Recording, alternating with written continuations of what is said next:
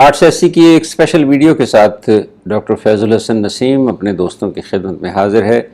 और इस वीडियो का वादा किया था हमने आपसे पिछली वीडियो में, जब मैंने आपसे ये गुजारिश की थी कि आइंदा कुछ वीडियोस हम खालिस साइंटिफिक मालूमात के हवाले से करने लगे हैं और इनके मौज़ूआत होंगे वो मुरक्कबात जो हमारी ज़िंदगी का हिस्सा हैं, जिन पर हमारी ज़िंदगी का इन्हिसार है और जो हमारी ज़िंदगी को गुजारने में, ज़िंदगी के मामलात में बहुत अहम किरदार अदा करते हैं। तो जनाब, आज की वीडियो है मुरक्कबात के एक ऐसे ग्रुप के बारे में जिसको कहा जाता है कार्बोहाइड्रेट्स। जी जनाब, कार्बोहाइड्रेट्स क्या हैं और कार्बोहाइड्रेट्स इतने अहम क्यों हैं? सबसे पहली बात तो हम आपको ये बताते चलें कि कार्बोहाइड्रेट्स का मुतरादिफ हमें उर्दू ज़ुबान में अभी तक कोई नहीं मिला। बहुत ढूंढने की हमने कोशिश की, हमें निशास्ता भी मिला, शक्कर भी मिली, चीनी, सेलुलोज और इन जैसे मुरक्कबात सब मिले, लेकिन कार्बोहाइड्रेट्स का मुतरादिफ उर्दू ज़ुबान में हमें नहीं मिला। लिहाजा हम कार्बोहाइड्रेट्स को कार्बोहाइड्रेट्स ही कहेंगे ज़्यादा से ज़्यादा, जैसे आजकल मुस्तामिल है। इसको एक एब्रीविएटेड फॉर्म है, मुखफ़फ़ फॉर्म है, जिसमें इसको कहा जाता है कार्ब्स, तो हम या कार्ब्स कहेंगे या कार्बोहाइड्रेट्स कहेंगे। अपने दोस्तों को ये बताते चलें कि वो दोस्त जो साइंस के मज़मून के तालिब इल्म हैं या साइंस के मज़मून से मुताल्लिक़ हैं, इसको पढ़ाने का फरीज़ा अंजाम देते हैं या साइंसी हवाले से इन मुरक्कबात के बारे में कुछ जानना चाहते हैं, वो इस वीडियो को देखें, आखिर तक देखें, गौर से देखें। इंशाअल्लाह उनकी मालूमात में बहुत इजाफा होगा। सो जनाब, व्हाट आर कार्बोहाइड्रेट्स? कार्बोहाइड्रेट्स नामियाती मुरक्कबात हैं, यानी ऑर्गेनिक कंपाउंड्स हैं, और इनमें कम से कम 3 बुनियादी अनासिर ज़रूर मौजूद होते हैं, और वो है कार्बन, हाइड्रोजन और ऑक्सीजन। इसके अलावा इनमें नाइट्रोजन भी मौजूद हो सकती है, सल्फ़र भी मौजूद हो सकती है, फास्फोरस भी मौजूद हो सकती है, लेकिन 3 बुनियादी अनासिर जो कार्बोहाइड्रेट्स में पाए जाते हैं वो हैं कार्बन, हाइड्रोजन और ऑक्सीजन। ये वो मुरक्कबात हैं जो फोटोसिंथेसिस यानी ज़ियाई तालीफ के दौरान बनते हैं, और ये हर सेल का प्राइमरी फ्यूल यानी बुनियादी ईंधन है। किसी भी जानदार सेल को अपने अमाल के लिए, अपने अफ़आल के लिए जो तवानाई की ज़रूरत होती है, वो इस तवानाई को बुनियादी तौर पर कार्बोहाइड्रेट से ही हासिल करता है। कार्बोहाइड्रेट्स नामी मुरक्कबात इस दुनिया पर बहुत वाफिर मिकदार में पाए जाते हैं। ज़िंदा अजसाम के लिए इनकी बहुत बड़ी अहमियत है, और सबसे बड़ी बात यह है कि ये हमारी दुनिया को, हमारे माहौल को खूबसूरत बनाते हैं। यकीन नहीं आता तो ये तस्वीर देख लीजिए।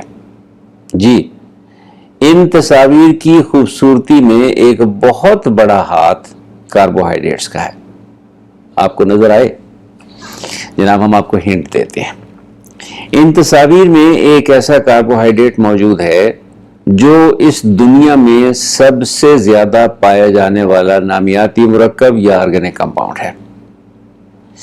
ये मुरक्कब पौधों का चीफ स्ट्रक्चरल कंपोनेंट है, यानी पौधों का जो बुनियादी ढांचा बनता है उसमें सबसे अहम किरदार इस कार्बोहाइड्रेट का है। ये कार्बोहाइड्रेट कुछ जानदार अजसाम के लिए खुराक का काम भी करता है। लकड़ी में 50% और रुई में 90% तक यही कार्बोहाइड्रेट मौजूद होता है। और जनाब, ये कार्बोहाइड्रेट एक सिंपल कार्बोहाइड्रेट का लीनियर पॉलीमर है। कितने इशारे दे दिए हमने। मेरा ख्याल है इन इशारों की मदद से अब तो आपको बूझ लेना चाहिए कि जिस कार्बोहाइड्रेट का हम जिक्र कर रहे हैं उसका नाम है सेल्यूलोज। जी हाँ, सेल्यूलोज ही वो नामियाती मुरक्कब है जो इस दुनिया में सबसे ज़्यादा पाया जाता है। सेल्यूलोज पौधों का चीफ स्ट्रक्चरल कंपोनेंट है। सेल्यूलोज बाज़ जानदार अजसाम के लिए खुराक का काम करता है। लकड़ी में 50% सेल्यूलोज होता है और रुई में 90% तक सेल्यूलोज होता है। और सेल्यूलोज एक सिंपल कार्बोहाइड्रेट ग्लूकोज का लीनियर पॉलीमर है, यानी बहुत सारे ग्लूकोज मालिक्यूल आपस में जुड़कर सेल्यूलोज बना देते हैं। जनाब, कार्बोहाइड्रेट्स के हवाले से हम कुछ खूबसूरतियों की बात करते चलें, और जिन पहलुओं के हवाले से आज की वीडियो में हम जिक्र कर रहे हैं उनको 4 कैटेगरीज में, 4 सतहों पर तकसीम किया जा सकता है। पहली खूबसूरती तो कार्बोहाइड्रेट मालिक्यूल्स की है ان کی نیچر، دوسری خوبصورتی ان کے سٹرکچر میں ہے، تیسری خوبصورتی ان کے ریئیکشنز میں ہے، اور چوتھی خوبصورتی ہے ان کی اہمیت میں۔ آج ہم ان میں سے 3 خوبصورتیوں کا ذکر کریں گے۔ کاربوہائیڈریٹس کی نیچر کی خوبصورتی کیا ہے، کاربوہائیڈریٹس کے سٹرکچر میں کیا خوبصورتی ہے، اور کاربوہائیڈریٹس کی اہمیت کی کیا خوبصورتی ہے۔ تو آئیے سب سے پہلے بات کر لیتے ہیں کاربوہائیڈریٹس کی نیچر کی خوبصورتی کے حوالے سے۔ What are carbohydrates?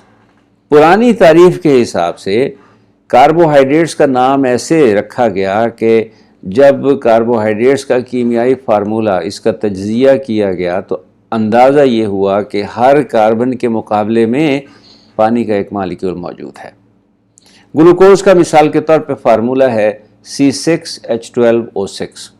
اس میں 6 کاربن ہیں، لیکن ساتھ ہی اس میں 12 ہائیڈروجن اور 6 آکسیجن موجود ہیں، جو 6 پانی کے مالیکیولز کے برابر ہیں۔ چنانچہ بنیادی طور پر سائنسدانوں نے یہ سوچا کہ ان مرکبات کو اگر ہائیڈریٹس آف کاربن کہہ دیا جائے تو یہ صحیح تجزیہ ہوگا، کیونکہ ہر کاربن کے مقابلے میں پانی کا ایک مالیکیول موجود ہے۔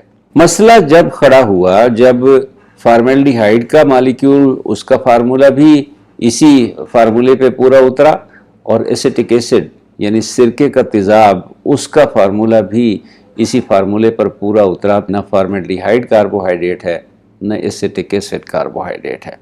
چنانچہ سائنسدانوں کو نئے سرے سے تلاش شروع ہوئی کہ کاربوہائیڈریٹس کو اور کس طرح سے بہتر انداز میں ان کی تعریف کی جا سکتی ہے۔ کاربوہائیڈریٹس کو شوگرز یا سیکرائڈز بھی کہا جاتا ہے۔ ابتدائی کاربوہائیڈریٹس جن سے انسان کا واسطہ پڑا وہ میٹھے تھے، چینی کی طرح کے تھے، لہٰذا یہ سمجھا گیا کہ تمام کاربوہائیڈریٹس جو ہے وہ میٹھے ہوں گے۔ آج ہم جانتے ہیں کہ تمام کاربوہائیڈریٹس میٹھے نہیں ہوتے۔ البتہ جو عام کاربوہائیڈریٹس ہمارے استعمال میں آتے ہیں، مثلا چینی جسے ٹیبل شوگر کہا جاتا ہے، وہ میٹھی ہے، گلوکوز وہ میٹھا ہے، مالٹوز جسے فروٹ شوگر بھی کہا جاتا ہے وہ میٹھا کاربوہائیڈریٹ ہے، لیکٹوز جو دودھ میں موجود ہوتی ہے، یہ چینی یا ملک شوگر کہتے ہیں اسی وجہ سے اسے، یہ بھی میٹھی ہوتی ہے۔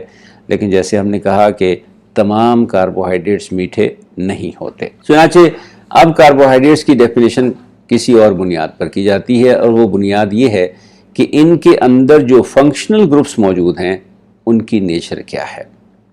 اسی طرح سے کاربوہائیڈریٹس کو نام دینے کا بھی ایک طریقہ کار وضع کیا گیا، اور وہ یہ تھا کہ کاربوہائیڈریٹس کے نام کے آخر میں ہم OSE کا ایک سفکس لگا دیتے ہیں، تو اس سے ہمیں پتہ چل جاتا ہے کہ یہ کوئی کاربوہائیڈریٹ مالیکیول ہے جس کی ہم بات کر رہے ہیں۔ مثالیں دیکھ لیجئے، sucrose, glucose, fructose, maltose, lactose, cellulose, glycerose, erythrose, threose, ribose, لمبی لسٹ ہے، لیکن اس سب کے آخر میں آپ دیکھیے گا OSE کا جو سفکس ہے یہ اس بات کا اظہار کر رہا ہے کہ ہم اس وقت کسی کاربوہائیڈریٹ کے بارے میں بات کر رہے ہیں۔ اب آئیے جناب نیچر آف فنکشنل گروپس کے حوالے سے۔ کاربوہائیڈریٹس میں بنیادی طور پر 2 فنکشنل گروپ پائے جاتے ہیں، ایک ہائیڈروکسل فنکشنل گروپ اور دوسرا کاربونل فنکشنل گروپ۔ ان دونوں فنکشنل گروپس کی بھی پھر آگے 2 قسمیں ہیں۔ ہائیڈروکسل فنکشنل گروپ بیسیکلی 2 طرح کا موجود ہوتا ہے، ایک جس کو ہم پرائمری ہائیڈروکسل گروپ کہتے ہیں، دوسرا جو سیکنڈری ہائیڈروکسل گروپ ہوتا ہے۔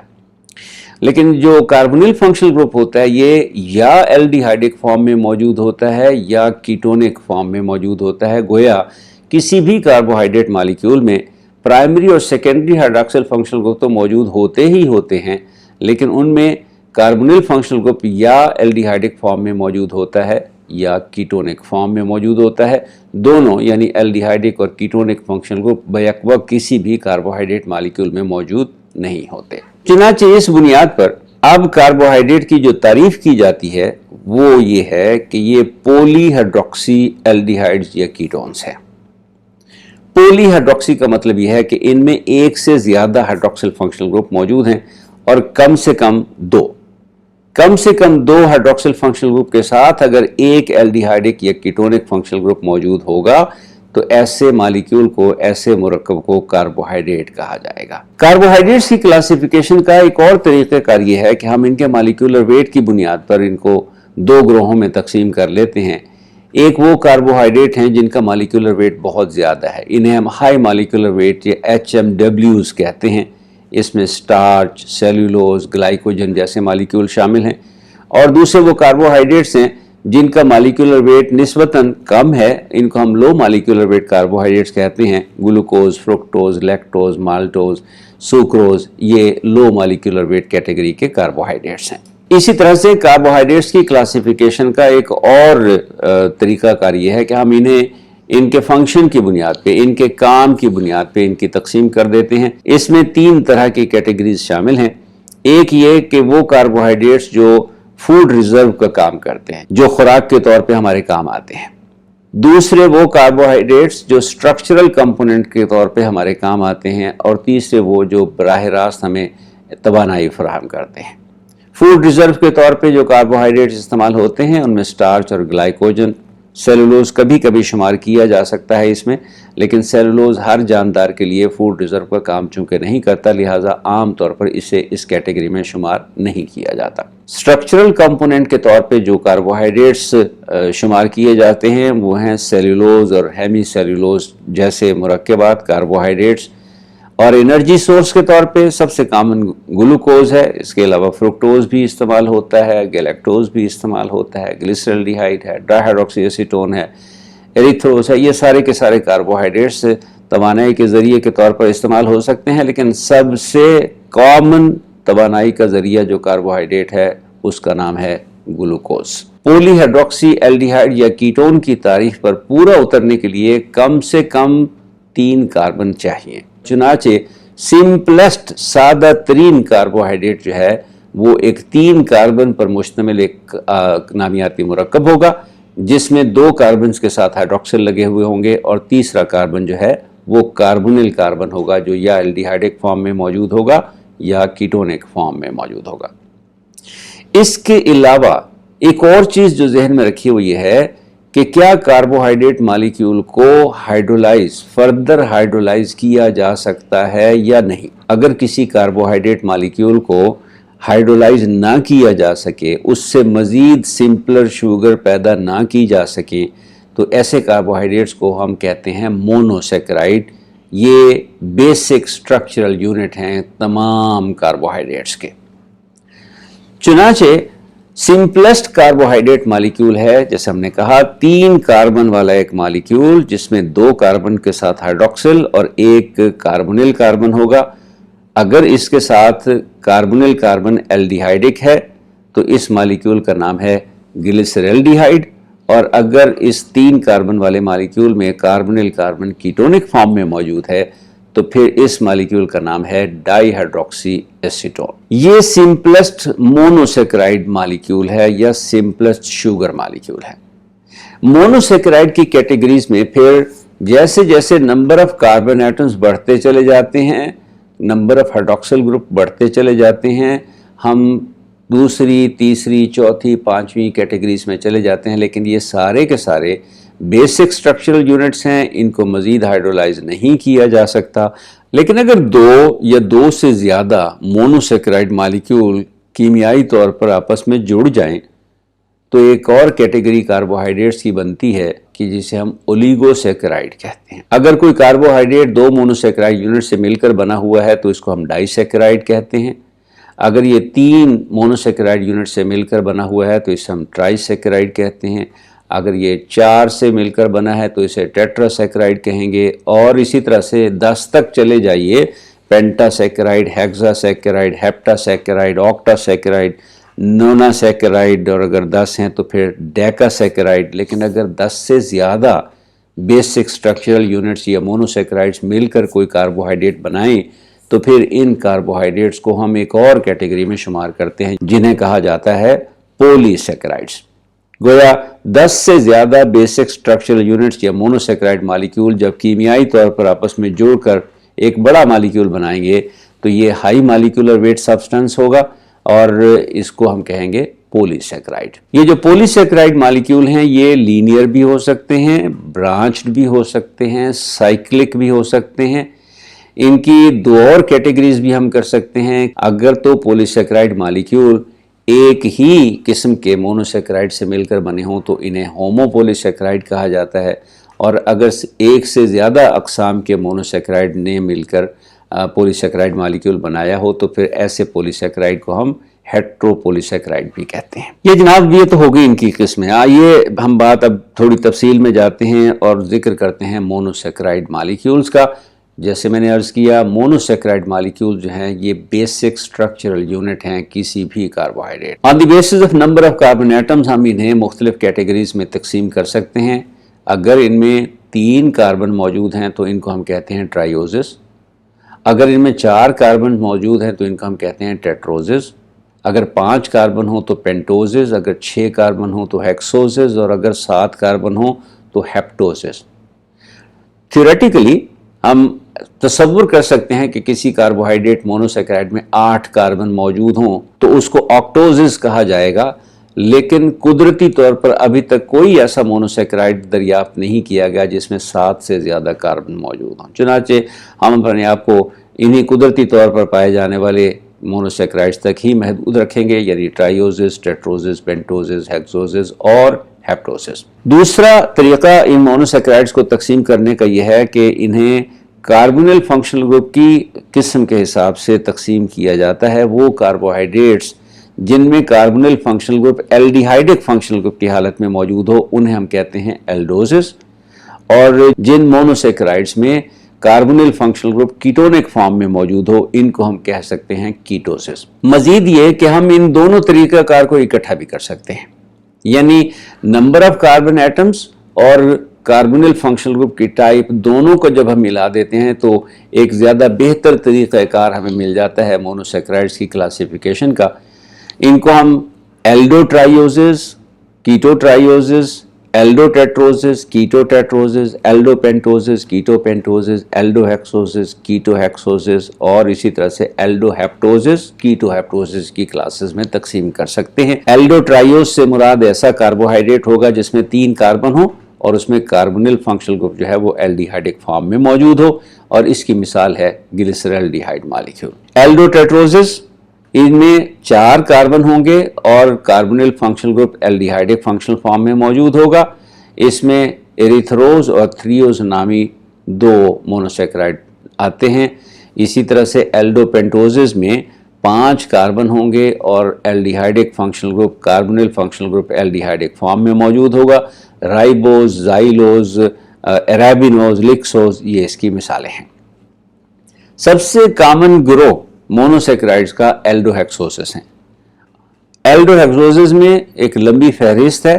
سب سے کامن ایلڈو ہیکسوزز ہیں گلوکوز اور مینوز، اس کے علاوہ ایلوز، ایلٹروز، گیولوز، گیلیکٹوز، یہ سارے ایلڈو ہیکسوزز ہیں، یعنی ان میں کاربونل فنکشنل گروپ الڈیہائیڈک فارم میں اور 6 کاربن اس مالیکیول میں موجود ہوتے ہیں۔ کیٹو سیکرائڈز کی طرف اگر چلیں تو کیٹو ٹرائیوز بھی ایک ہی ہے اور اس کا نام ہے ڈائی ہائیڈروکسی ایسیٹون۔ کیٹو ٹیٹروز بھی ایک ہی ہے اور اس کا نام ہے ایریتھریولوز۔ اب یہ یولوز ہم استعمال کرتے ہیں صرف یہ ظاہر کرنے کے لیے کہ جس مالیکیول کے بارے میں ہم بات کر رہے ہیں وہ ایک کیٹوز ہے۔ تو ایریتھروز جو ہے وہ ایک ایلڈو ٹیٹروز ہے، ایریتھریولوز جو ہے یہ کیٹو ٹیٹروز ہے۔ کیٹو پینٹوزز وہ کاربوہائیڈریٹ یا مونوسیکرائڈ مالیکیول جن میں 5 کاربن ہیں اور اس میں ketonic functional group carbonyl functional group ketonic form میں ہے۔ رائبوز ایک ایلڈو پینٹوز ہے لیکن رائبیولوز اس کا کیٹو پینٹوز پارٹنر ہے۔ زائلوز ایلڈو پینٹوز ہے، زائلیولوز اس کا کیٹو پینٹوز پارٹنر ہے۔ اور کیٹو ہیکسوز سب سے کامن کیٹو ہیکسوز ہے فرکٹوز، اور اس کا ایک اور نام بھی ہے، اسے لیویولوز بھی کہا جاتا ہے۔ امید ہے آپ کو اس تصویر میں ایسے بہت سارے سورسز نظر آ رہے ہوں گے جن میں مونوسیکرائڈ بہت وافر مقدار میں موجود ہوتے ہیں۔ مونوسیکرائڈز کے بارے میں ہم نے کہا کہ یہ بیسک سٹرکچرل یونٹ ہیں، اور مونوسیکرائڈز میں کم سے کم 3 کاربن ہونا لازمی ہے کیونکہ سمپلسٹ کاربوہائیڈریٹ مالیکیول ہے گلیسرالڈیہائیڈ مالیکیول۔ لیکن مونوسیکرائڈ مالیکیول میں بالعموم یعنی ایک مونوسیکرائڈ کو چھوڑ کے باقی تمام مونوسیکرائڈ جو ہیں وہ مرر امیجز بھی بناتے ہیں، اس لیے کہ ان میں کائرل کاربن موجود ہوتا ہے۔ یہ کائرل مالیکیول ہوتے ہیں، اور کائرل مالیکیولز کے حوالے سے ہم آپ کو ابھی تھوڑی دیر میں تھوڑی سی تفصیل بتاتے ہیں۔ اس کے علاوہ یہ مالیکیول مختلف طرح کے آئسومیرزم بھی شو کرتے ہیں. سب سے کامن آئسومیرزم جو ہے وہ ان میں جو پایا جاتا ہے وہ ہے اسٹیریو آئسومیرزم. یہ انانشیومرز بناتے ہیں، ڈائسٹیریو آئسومرز بناتے ہیں، ایپیمرز بناتے ہیں. کائرل مالیکیول ہونے کی وجہ سے عام طور پر تمام مونوسیکرائڈ عام طور پر آپٹیکلی ایکٹیو اسٹیریو آئسومرز کے طور پہ اپنا کریکٹرسٹک شو کرتے ہیں. یہ جناب جو اسٹرکچر اس وقت آپ کو اسکرین پہ نظر آ رہا ہے اس کو ٹیکنیکلی کہا جاتا ہے فشر پروجیکشن. آپ دیکھیے اس میں 3 کاربن کو ایک ساتھ جوڑ کے ہم نے ایک مالیکیول کا اسٹرکچر بنایا ہے. پہلا کاربن اس میں کاربونل کاربن ہے، دوسرے کاربن کے اوپر ایک سیکنڈری ہائیڈروکسل فنکشنل گروپ موجود ہے.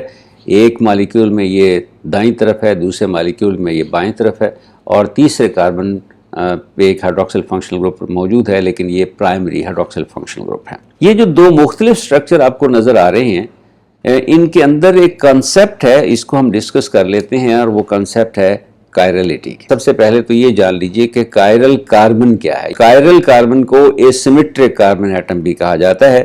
یہ ایک ایسا کاربن ایٹم ہوتا ہے جو 4 مختلف گروپ سے جڑا ہوا ہوتا ہے. It is bonded to 4 different groups. اور ایسا مرکب جس کے اندر ایک کائرل کاربن موجود ہو، یہ مرکب کائرل کمپاؤنڈ ہوتا ہے، اور اسی کی وجہ سے اس میں ایک خصوصیت آ جاتی ہے جس کو ہم کہتے ہیں آپٹیکل ایکٹیویٹی. کائرل کاربن اور اس کی وجہ سے chiral compounds they are optically active molecules. جس مرکب میں، جس مالیکیول میں بھی کائرل کاربن موجود ہو اس کے مرر امیجز بن سکتے ہیں، اور ان مرر امیجز کو ہم کہتے ہیں انانشیومرز. چنانچہ کائرل مالیکیولز انانشیومیرک پیئرز بناتے ہیں، اور ان کی جو خصوصیت ہے وہ یہ ہے they can rotate plane of polarized light. اب یا تو یہ پولرائزڈ لائٹ کا پلین دائیں ہاتھ یعنی کلاک وائز سمت میں روٹیٹ کریں گے، یا اینٹی کلاک وائز یا بائیں ہاتھ کے سمت میں روٹیٹ کریں گے، اور اسی حساب سے ان کو 2 فردر کیٹیگریز میں تقسیم کیا جاتا ہے. ایک وہ جن کو ہم کہتے ہیں ڈیکسٹرو روٹیٹری مالیکیول. ڈیکسٹرو روٹیٹری وہ مالیکیول ہیں جو آپٹیکلی ایکٹیو ہیں اور پلین پولرائزڈ لائٹ کو کلاک وائز یا دائیں طرف گھما دیتے ہیں. ان کو اسمال ڈی یا پلس سائن سے ظاہر کیا جاتا ہے. دوسری کیٹیگری جو پلین پولرائزڈ لائٹ کو اینٹی کلاک وائز یا بائیں ہاتھ کی طرف گھما دیتے ہیں، ان کو لیوو روٹیٹری کہا جاتا ہے، اور انہیں اسمال ایل یا ایک نیگیٹو مائنس سائن سے انڈیکیٹ کیا جاتا ہے. Optically active molecule plane polarised light کو یا دائیں طرف یا بائیں طرف کلاک وائز یا اینٹی کلاک وائز گھما سکتے ہیں، اور اسی کی وجہ سے ان کو ڈیکسٹرو روٹیٹری یا لیوو روٹیٹری مالیکیول کہا جاتا ہے. یہاں دیکھیے جناب آپ کو گلیسرالڈیہائیڈ مالیکیول کی 2 قسمیں نظر آ رہی ہوں گی. یہ دونوں انانشیومرز ہیں، ایک دوسرے کے انانشیومیرک پیئر کا حصہ ہیں، اور ان میں سے ایک جو ہے وہ پلین پولرائزڈ لائٹ کو دائیں طرف گھما دیتا ہے، اور دوسرا لیوو روٹیٹری ہونے کی وجہ سے اسے بائیں طرف گھما دیتا ہے. کون سا مالیکیول ان میں سے ڈیکسٹرو روٹیٹری ہے، کون سا لیوو روٹیٹری ہے، اس کو معلوم کرنے کا ایک بڑا آسان سا طریقہ ہے، اور وہ یہ ہے کہ اس پہ آپ اپلائی کریں جناب steering rod roll. Steering rod roll apply کر کے آپ یہ اندازہ لگا سکتے ہیں کہ جو کائرل کاربن کسی مالیکیول میں موجود ہے وہ ڈیکسٹرو روٹیٹری ہے یا لیوو روٹیٹری ہے. ہم آپ سے گزارش کرتے چلیں کہ گلیسرالڈیہائیڈ مالیکیول کو اگر آپ غور سے دیکھیں تو گلیسرالڈیہائیڈ کے 3 کاربن میں سے صرف ایک ایسیمیٹرک کاربن یا کائرل کاربن ہے. کائرل کاربن کی ہم نے تعریف یہ کی تھی کہ which is bonded to 4 different group. گلیسرالڈیہائیڈ molecule میں کاربن نمبر 1 جو ہے وہ ایسیمیٹرک نہیں ہے، کیونکہ یہ ایک ہائیڈروجن اور ایک آکسیجن سے بانڈڈ ہے، اور اگر کوئی کاربن کسی ایٹم سے ڈبلی بانڈڈ تو ہم اس ایٹم کو 2 دفعہ شمار کرتے ہیں. یعنی شمار یہ کیا جائے گا کہ کاربنل کاربن جو ہے یہ 2 آکسیجن ایٹم سے بانڈڈ ہے. جب 2 ایٹم آکسیجن کے ہو گئے تو یہ ایسیمیٹرک نہیں رہا. کاربن نمبر 3 کو غور سے دیکھیے، یہ ہے CH2OH. یہ بھی ایسیمیٹرک کاربن نہیں ہے کیونکہ اس میں 2 ہائیڈروجن سے یہ کاربن بانڈڈ ہے، اور جیسے ہی کوئی کاربن ایٹم 2 ایک جیسے گروپ سے بانڈڈ ہوگا اس کی ایسیمیٹری ختم ہو جائے گی، وہ سیمیٹرک ہو جائے گا.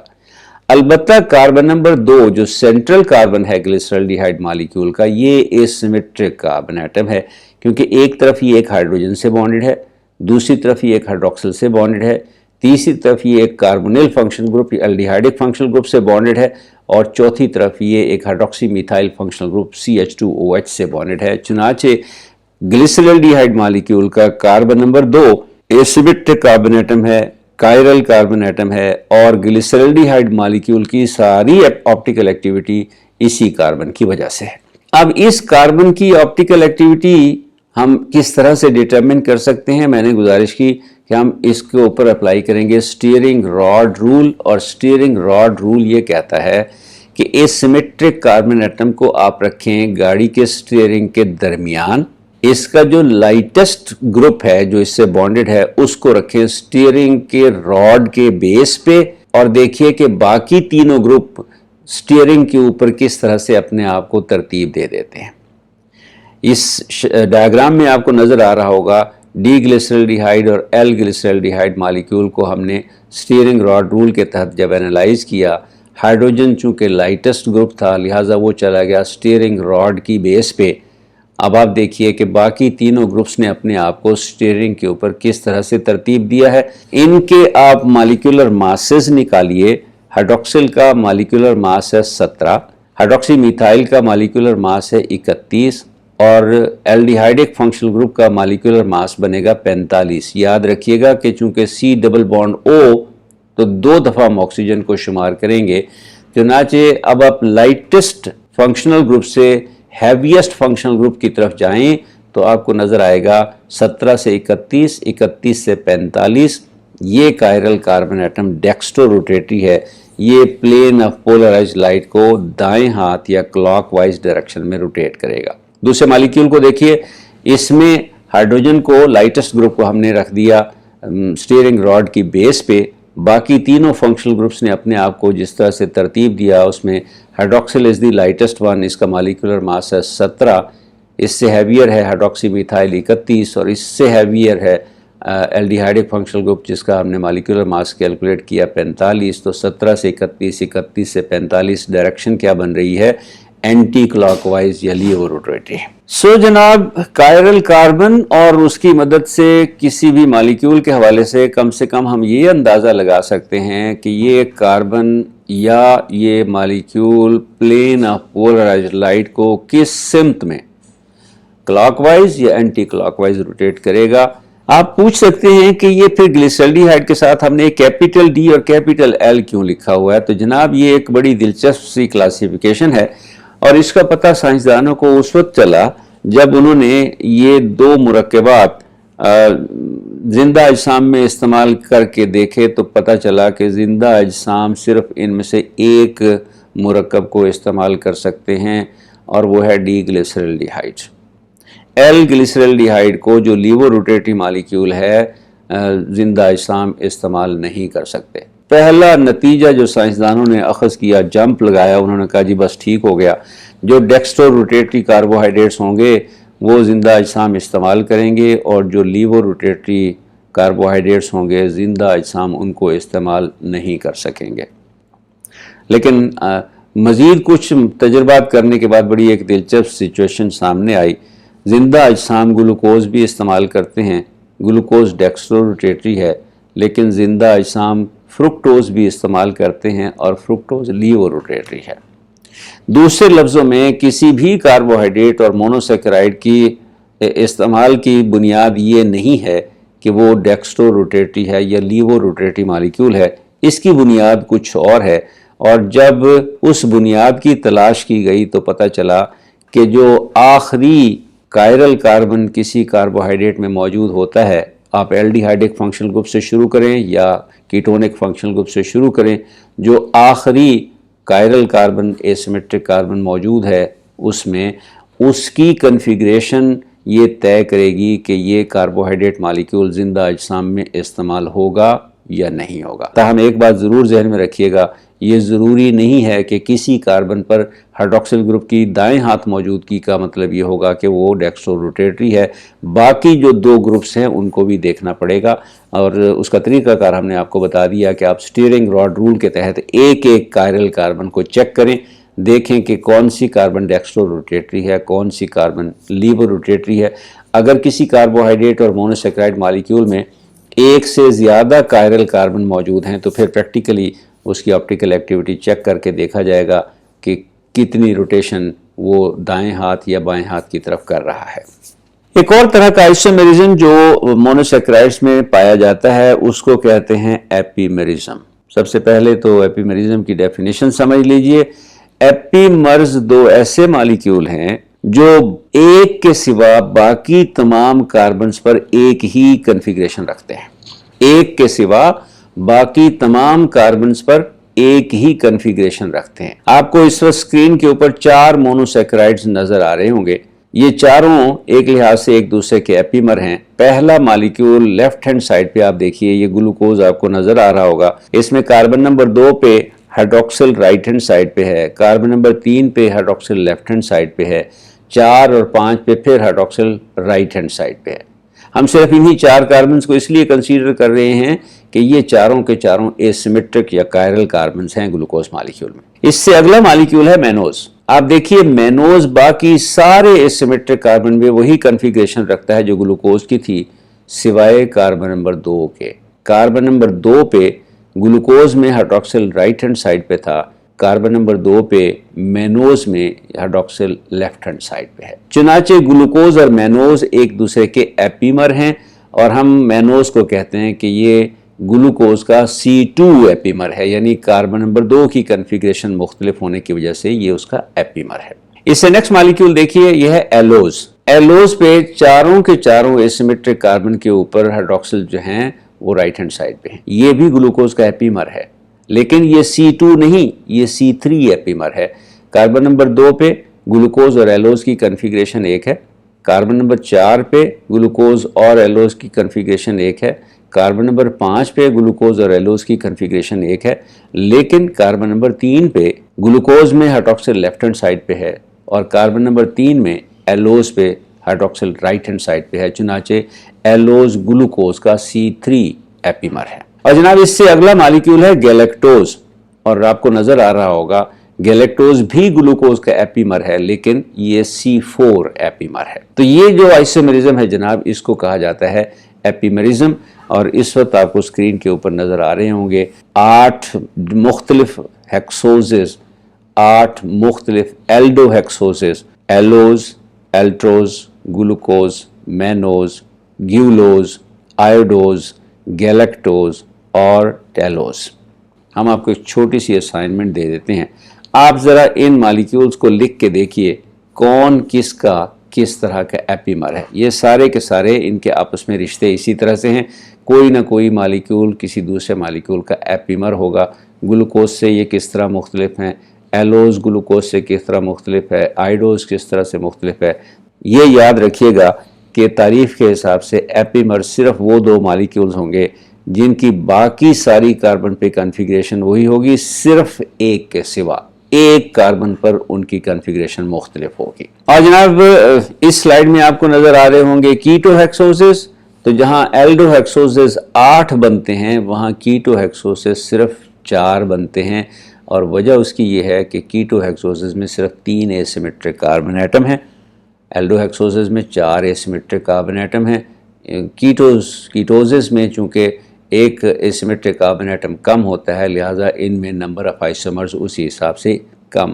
یاد رکھیے گا ہر ایسیمیٹرک کاربن ایٹم بنیادی طور پر 2 نئے آئسومر پیدا کرتا ہے۔ اور جناب ہم نے آپ سے کہا تھا کہ جب 2 سے لے کر 10 تک مونوسیکرائڈ یونٹس آپس میں کیمیائی طور پر جڑ جائیں تو پھر اولیگو سیکرائڈز کی کیٹیگری جنم لیتی ہے، جن میں disaccharides, trisaccharides, tetrasaccharide, penta, hexa, heptasaccharide شامل ہوتے ہیں۔ چند مثالوں کے ذریعے ہم آپ کو ان کی تھوڑی سی تفصیل بتا دیتے ہیں۔ کامن ڈائی سیکرائڈ ہیں سوکروز، جو گلوکوز اور فرکٹوز سے مل کر بنتا ہے، لیکٹوز جو گلوکوز اور گیلیکٹوز سے مل کر بنتا ہے، اور مالٹوز جو دو گلوکوز مالیکیولز کے آپس میں کیمیائی طور پر ملنے سے بنتا ہے۔ ٹرائی سیکرائڈز وہ اولیگوسیکرائڈ مالیکیول ہیں جو 3 مونوسیکرائڈ یونٹ سے مل کر بنتے ہیں۔ ٹرائی مینوسائڈ اور ریفینوز اس کی مثالیں ہیں۔ ریفینوز جو ہے یہ گلوکوز، گیلیکٹوز اور فرکٹوز سے مل کر بنتا ہے۔ یہ بینز، کیبج اور دوسری جو سبزیاں ہیں ان میں اور ہول گرین میں پایا جاتا ہے۔ ٹیٹرا سیکرائڈ سٹیکیوز 4 مونوسیکرائڈ یونٹ سے مل کر بنتے ہیں۔ سٹیکیوز 1 گلوکوز، 1 فرکٹوز اور 2 گیلیکٹوز مالیکیول سے مل کر بنتا ہے۔ یہ نارمل ہیومن میٹابولائٹ ہے اور یہ انسانی دودھ میں پایا جاتا ہے، اور اس کے علاوہ بہت ساری سبزیوں میں بھی موجود ہوتا ہے، گرین بینز میں، سویا بین میں اور دوسری بینز اور پلانٹس میں بھی یہ قدرتی طور پر پایا جاتا ہے۔ پینٹا سیکرائڈز 5 سے مل کر بنتے ہیں، لیکن یہ نیچر میں بہت ریئر ہیں، اور ہیکسا سیکرائڈ اس سے بھی زیادہ ریئر ہیں، اور اس سے آگے بالعموم اولیگو سیکرائڈز نہیں پائے جاتے۔ اور اگر 10 سے زیادہ مونوسیکرائڈ مالیکیولز آپس میں کیمیائی طور پر جڑ جائیں تو پھر پولی سیکرائڈ کیٹیگری جنم لے گی۔ ان کو گلائکینز بھی کہا جاتا ہے۔ ہم نے شروع میں آپ کو بتایا تھا کہ ان کی 2 قسمیں ہو سکتی ہیں، ایک جنہیں ہم کہتے ہیں ہومو پولی سیکرائڈ، دوسرے جنہیں ہم کہتے ہیں ہیٹرو پولی سیکرائڈ۔ ہومو پولی سیکرائڈز وہ پولی سیکرائڈ مالیکیول ہیں جو ایک ہی مونوسیکرائڈ کے کئی مالیکیول سے مل کر بنتے ہیں۔ کامن مثالیں اس کی ہیں سیلولوز جو گلوکوز کے مالیکیول سے مل کر بنتا ہے، سٹارچ یہ بھی گلوکوز مالیکیول سے مل کر بنتا ہے، گلائکوجن یہ بھی گلوکوز مالیکیول سے مل کر بنتا ہے۔ تو سیلولوز، سٹارچ، گلائکوجن ہومو پولی سیکرائڈز کی مثالیں ہیں۔ ہیٹرو پولی سیکرائڈز وہ مالیکیول ہیں جو ایک سے زیادہ اقسام کے مونوسیکرائڈ سے مل کر بنتے ہیں، اور ان کی 3 مثالیں ہم آپ کو بتا رہے ہیں۔ یہ تینوں ہیومن باڈی میں بہت امپورٹنٹ رول، بہت اہم رول پلے کرتی ہیں۔ ایک تو ہے کانڈرائٹن سلفیٹ یا کانڈرائٹن 4 سلفیٹ، یہ ہماری جو نرم ہڈی ہوتی ہے جسے کارٹیلیج کہا جاتا ہے، یہ اس ہڈی میں موجود ہوتا ہے۔ دوسرا ہے ہیپرین، یہ ہمارے ماسٹ سیلز ان میں پایا جاتا ہے، اور یہ اینٹی کویگولنٹ ہے۔ ہیپرین جو ہے یہ بلڈ کو کلاٹ نہیں ہونے دیتا، خون کو جمنے نہیں دیتا۔ اور تیسرا مالیکیول جو ہیٹرو سیکرائڈ ہے وہ ہے ہائل یورونک ایسڈ، یہ کنیکٹیو ٹیشوز میں پایا جاتا ہے، ہماری اسکن میں موجود ہوتا ہے۔ تو سیلولوز اور سٹارچ یہ ہومو پولیسیکرائڈ ہیں۔ گلائکوجن پایا جاتا ہے جناب پٹھوں میں اور لیور میں۔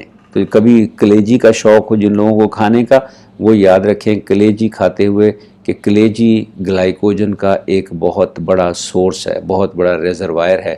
گلائکوجن ہمارے جسم میں جن 2 ٹیشوز میں ذخیرہ ہوتی ہے، ان میں سے ایک تو ہمارے پٹھے ہیں اور دوسرا ہمارا جگر ہے یا لیور ہے جس کے اندر گلائکوجن سٹور ہوتا ہے۔ آخر میں بات کر لیتے ہیں کاربوہائیڈریٹس کی سگنیفیکنس، ان کی اہمیت کی، خوبصورتی کی، اور اس میں سب سے پہلی بات ہم آپ کو یہ بتا دیں کہ کاربوہائیڈریٹس ہمارے جسموں کی ضرورت ہے۔ گلوکوز، فرکٹوز، سوکروز، مالٹوز، لیکٹوز، گلائکوجن یہ سارے کے سارے ہمارے جسم کو چاہیے۔ کیسے؟ گلوکوز، فرکٹوز، سوکروز، مالٹوز یا لیکٹوز توانائی کے ذریعے کے طور پہ استعمال ہوتے ہیں۔ گلائکوجن جو ہے یہ ایک ریزروائر کے طور پہ کام کرتا ہے۔ اگر ہم زیادہ چینی کھا لیں، اگر ہم زیادہ گلوکوز یعنی زیادہ سے مراد یہ ہے کہ اپنی جسم کی ضرورت سے زیادہ چینی کھا لیں یا زیادہ گلوکوز کھا لیں، تو جو ایکسٹرا اماؤنٹ گلوکوز کی ہوتی ہے ہمارا جسم اسے گلائکوجن میں تبدیل کر کے ذخیرہ کر لیتا ہے۔ پھر جب کبھی ہمارے جسم کو توانائی کی ضرورت پڑے اور توانائی کے لیے خوراک کے ذریعے کچھ دستیاب نہ ہو رہا ہو، اس کے لیے پھر ہمارے جسم میں ذخیرہ گلائکوجن اپنا کردار ادا کرتا ہے۔ گلائکوجن کی ہائیڈرولیسس کر کے گلائکوجن کو توڑ کر ہمارا جسم گلوکوز بنا لیتا ہے، اور اس گلوکوز کو جسم توانائی کے ذریعے کے طور پہ استعمال کرتا ہے۔ ذیابیطس کے مریضوں میں گلائکوجن ٹوٹ کر گلوکوز تو بن سکتا ہے، لیکن گلوکوز استعمال چونکہ نہیں ہوتا، اس لیے خون میں گلوکوز کی مقدار بڑھ جاتی ہے، اور یہ وہ سچویشن ہے جس کو ہم ہائپر گلائسیمیا کہتے ہیں۔ ہماری خوراک میں ایک بہت بڑا حصہ سٹارچ کا ہے، اور سٹارچ کو نشاستہ کہا جاتا ہے، اس لیے خوراک کے وہ اجزاء جو ہمیں سٹارچ فراہم کرتے ہیں ان کو نشاستہ دار اجزاء کہا جاتا ہے، ہول گرینز جس میں گندم ہے، مکئی ہے، چاول ہے، آلو ہے، یہ بہت بڑا سورس ہیں، بہت بڑا ذریعہ ہے ہمارے جسم کو سٹارچ فراہم کرنے کا۔ لیکن سٹارچ صرف ہمارے ڈائجسٹو سسٹم میں نظام ہضم تک ہی رہتی ہے، کیونکہ ہمارا نظام ہضم سٹارچ کو مکمل طور پر ہضم کر کے ہائیڈرولائز کر کے گلوکوز میں تبدیل کر دیتا ہے، اور وہاں سے آگے یہ گلوکوز کی شکل میں ہمارے جسم میں داخل ہوتی ہے۔ اس کے علاوہ جناب نیچرل اور مین میڈ ڈرنکس بہت پیتے ہیں لوگ آج کل، شوق سے پیتے ہیں، بہت بڑا ایک سورس ہے، لیکن یہ ضرورت سے زیادہ کاربوہائیڈریٹس ہمیں فراہم کرتے ہیں، اور اتنی ضرورت سے زیادہ کہ ہم اس کے ایڈکٹ ہو جاتے ہیں۔ یہی وجہ ہے کہ ایک دفعہ بچوں کو اگر سافٹ ڈرنکس پینے کی عادت پڑ جائے تو پھر اس سافٹ ڈرنک کے شوق کو روکنا بہت مشکل ہو جاتا ہے۔ اور جناب پھلوں میں اور سبزیوں میں کاربوہائیڈریٹس وافر مقدار میں موجود ہوتے ہیں، اور یہ کاربوہائیڈریٹس ہمارے جسم میں میٹابلائز ہوتے ہیں، اور سب سے بڑا جو ان کا فائدہ ہے وہ یہ ہے کہ یہ ہمارے جسم کو توانائی فراہم کرتے ہیں۔ جی، اس تصویر میں آپ کو وہ پھل نظر آ رہے ہوں گے جو ہمارے جسم کو کاربوہائیڈریٹس، خاص طور پر مونوسیکرائڈس فراہم کرنے میں بہت اہم کردار ادا کرتے ہیں۔ یہ ہول گرین سیریلز ہیں جہاں سے ہمیں سٹارچ بھی مل سکتا ہے، فروٹس ہیں جہاں سے ہمیں مونوسیکرائڈس اور اولیگوسیکرائڈس ملتے ہیں، اور یہ سارے کاربوہائیڈریٹس جیسا میں نے عرض کیا ہمارے جسم کے جو افعال ہیں ان کو جاری رکھنے میں ہماری مدد کرتے ہیں۔ اس کے علاوہ جناب کاربوہائیڈریٹس کی ایک اور بہت بڑی سگنیفیکنس یہ ہے کہ کاربوہائیڈریٹس زندہ اجسام میں سٹرکچرل کمپوننٹ کا رول پلے کرتے ہیں۔ دو اہم کاربوہائیڈریٹ اس حوالے سے جو ہیں وہ ہیں سیلولوز اور کائٹن۔ پلانٹس کا جو بنیادی ڈھانچہ ہے وہ سیلولوز کا بنا ہوا ہوتا ہے۔ کائٹن بھی ایک پولی سیکرائڈ مالیکیول ہے، اور ہمارے ارد گرد جو کیڑے مکوڑے پھر رہے ہیں، انسیکٹس جنہیں ہم کہتے ہیں، ان کی باڈی بنیادی طور پہ کائٹن سے بنی ہوئی ہوتی ہے۔ تو جناب ہمارے ارد گرد موجود تمام سرسبز چیزیں، جی جتنے بھی خوبصورت پودے آپ کو اپنے ارد گرد نظر آتے ہیں، ان کی بنیاد پہ سیلولوز اپنا کردار ادا کر رہا ہے، اور آپ کے ارد گرد جو کیڑے مکوڑے بھاگتے پھر رہے ہیں، چیونٹیاں اور اس جیسے اور بہت سارے انسیکٹس، ان کے جسم کی بناوٹ میں کائٹن نامی کاربوہائیڈریٹ کا بہت بڑا رول ہے۔ سیلولوزک میٹیریل جو ہے یہ ہماری زندگی کا سب سے بڑا سپورٹ میٹیریل ہے۔ کیسے؟ دیکھیے جناب، یہ جو خوبصورت گھر آپ کو نظر آ رہا ہے، اس خوبصورت گھر میں جتنی لکڑی استعمال ہوئی ہے وہ دراصل سیلولوز سے بنی ہوئی ہے۔ اور جناب یہ جو کپڑے ہم پہنتے ہیں، خوبصورت سے کپڑے، ان کی بنیاد کپاس کی بنیاد پہ ہے۔ کپاس سے دھاگے سے پھر کپڑا بنتا ہے، ہم پہنتے ہیں، اور خوشنما کپڑے پہن کر ہم بھی خوشنما اور خوبصورت ہو جاتے ہیں۔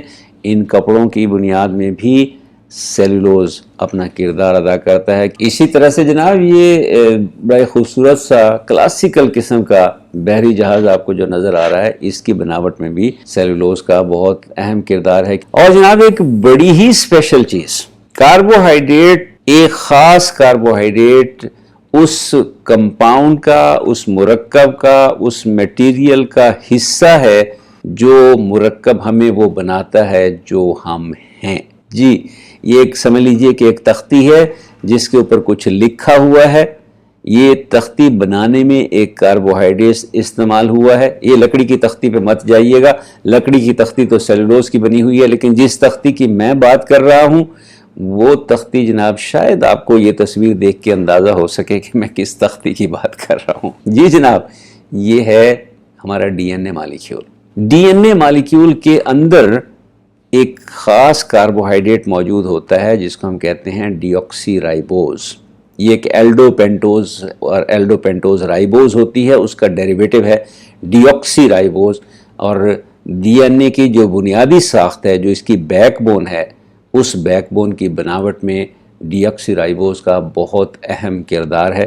اس کو ہم انشاءاللہ تفصیل سے کبھی ذکر کریں گے، لیکن فی الحال صرف اتنا یاد رکھیے کہ کاربوہائیڈریٹس کے بغیر ہمارا یہ جینیاتی مادہ، ہمارا یہ جینیٹک میٹیریل وجود میں نہیں آ سکتا، کیونکہ اس جینیٹک میٹیریل کی جو بیک بون ہے وہ ڈی آکسی رائبوز سے بنی ہوئی ہے، اور ڈی آکسی رائبوز ایک کاربوہائیڈریٹ مالیکیول۔ تو یہ ہے جناب وہ تختی جس کے اوپر ہماری تمام جینیٹک انفارمیشن جو ہے وہ اللہ تعالیٰ نے لکھ رکھی ہے، ہمارے جسم کے اندر لکھا ہوا ہے۔ ہم کیا ہوں گے، ہماری بناوٹ کس طرح سے ہوگی اور ہم دوسرے انسانوں کے ساتھ کیسے پیش آئیں گے. ان میں سے بہت ساری چیزیں ہمارے ڈی این اے کے اندر لکھی ہوئی ہیں اور ڈی این اے کی بیک بون جو ہے وہ ایک کاربوہائیڈریٹ سے بنی ہوئی ہے. جناب کاربوہائیڈریٹس ہمیں وہ بناتے ہیں جو ہم ہیں اور ہم خوبصورت ہیں یقیناً انہی کاربوہائیڈریٹس کی وجہ سے، اور کاربوہائیڈریٹس ہمارے ماحول کو، ہمارے ارد گرد کی دنیا کو خوبصورت بناتے ہیں. امید ہے اب آپ کو یہ تصویر دیکھ کر یقین آ جائے گا کہ واقعی کاربوہائیڈریٹس ہماری دنیا کو بہت خوبصورت بناتے ہیں، اور دنیا کی جو خوبصورتی ہے اس میں کاربوہائیڈریٹس کا ایک بہت بڑا کنٹریبیوشن ہے. امید ہے اس ویڈیو کے ذریعے ہمارے دوستوں کو کاربوہائیڈریٹس کی نیچر، کاربوہائیڈریٹس کی اسٹرکچرز اور کاربوہائیڈریٹس کی اہمیت کے حوالے سے جو خوبصورت باتیں تھیں ان کا پتہ چلا ہوگا، ان کے علم میں اضافہ ہوا ہوگا. اپنی رائے سے ہمیں ضرور آگاہ کیجیے گا، ہم منتظر رہیں گے. اگلی ویڈیو تک فیض الحسن نسیم کو دیجیے اجازت. السلام علیکم ورحمۃ اللہ وبرکاتہ.